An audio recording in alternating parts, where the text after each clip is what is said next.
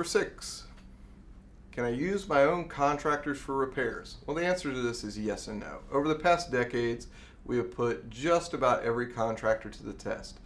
Cost is always important, but as you know, sometimes you get what you pay for.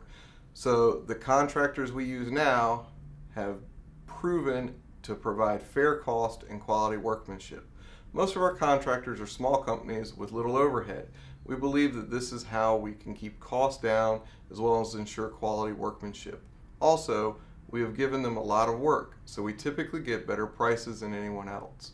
With that said, we're always willing to try someone new to put them to the test once the owner signs some additional documentation.